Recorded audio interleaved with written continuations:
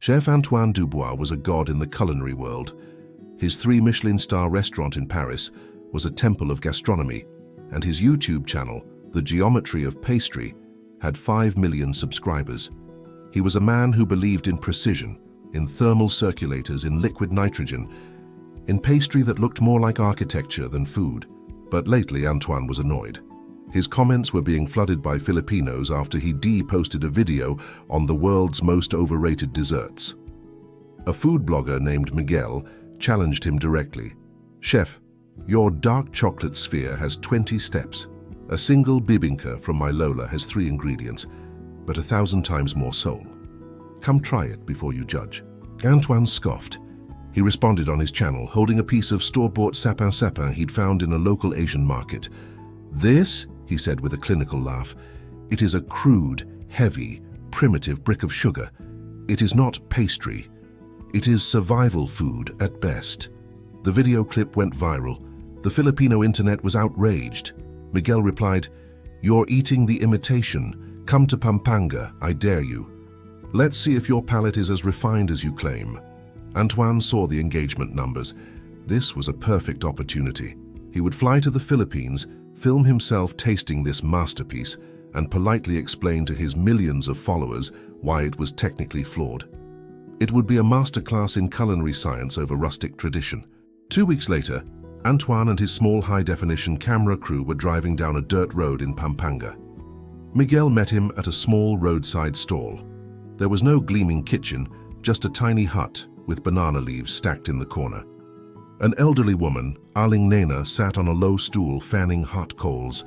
She was 70 years old and had been making Kakanin at this very spot since she was a teenager. She smiled, her face a roadmap of wrinkles, and nodded at Antoine. Antoine's cameraman was already rolling. "So this is the kitchen," Antoine said, his voice dripping with skepticism.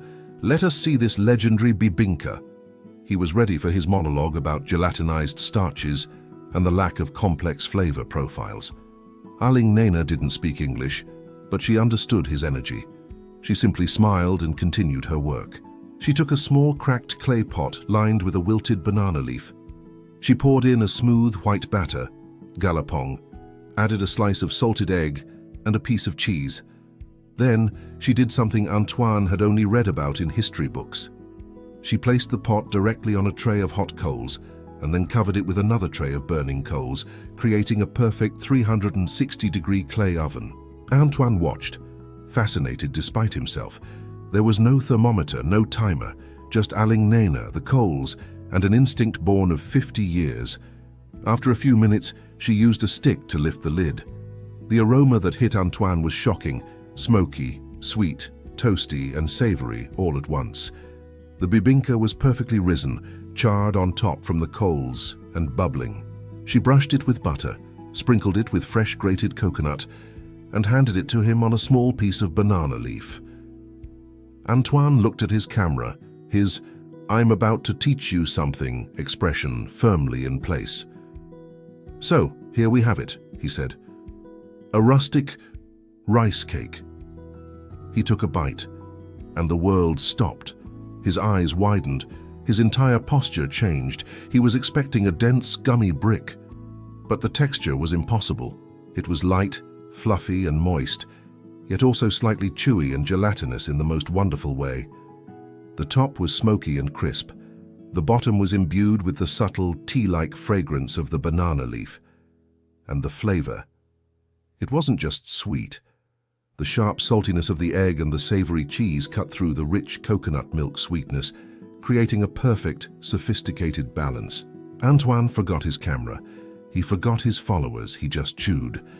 He was a 3 Michelin star chef, and he could not for the life of him figure out how she had created this perfect texture and flavor balance in a clay pot with a pile of burning sticks. This primitive technique had achieved a result his multi-million-dollar kitchen couldn't easily replicate. He had been silenced. He just stared at Aling Nena, who was already preparing the next one. "How?" he asked Miguel, his voice barely a whisper. "How does she know the temperature, the time?" Miguel translated. Aling Nena laughed and tapped her ear. "Naririnig ko, I hear it, and I can smell when the leaf is ready." She didn't use a clock. She used her senses.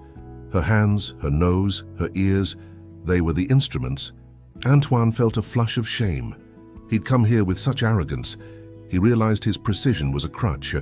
He relied on machines to achieve what this woman achieved with her bare hands and deep ancestral knowledge. This wasn't primitive. This was mastery. He put down the half-eaten bibingka. He looked straight at his cameraman, his face raw with emotion. "Turn it off," he said. The cameraman, stunned, lowered the camera. For the next hour, Antoine just sat, watching Aling Nena work, asking Miguel to translate his questions, not as a critic, but as a student. That night, Antoine didn't post his victory video. His social media was silent. His followers were confused. Finally, 3 days later, a new video appeared. It was titled, "I Was Wrong." The video was simple, just him in his hotel room. "I flew to the Philippines to prove my superiority," he said. "Instead, I was humbled. I met a master. I came to critique, but I left having been schooled." He didn't just praise the bibingka, he praised the master. "We chefs in the West, we think we are the only ones who understand technique. We are fools. I met a woman named Aling Nena who has more knowledge in her hands than I have in my entire kitchen. I went to judge, and I found a masterclass." The video became the most viewed in his channel's history. The comments were an explosion of respect. "This is true mastery," one chef wrote. "The humility to learn." Filipino viewers were moved to tears, proud that their culture was finally being seen for its true worth. Antoine returned to Paris a different man. His next cookbook wasn't about new techniques. It featured a chapter on ancestral masters, and the first profile was Aling Nena and her clay pot Bibingka. He flew her and Miguel to Paris for a special culinary event, not as a gimmick, but as the guests of honor. As Aling Nena showed Paris's top chefs how to use a clay pot, Antoine stood to the side, translating her words with a new, profound respect. He had come to the Philippines to be a king, but he left as a student.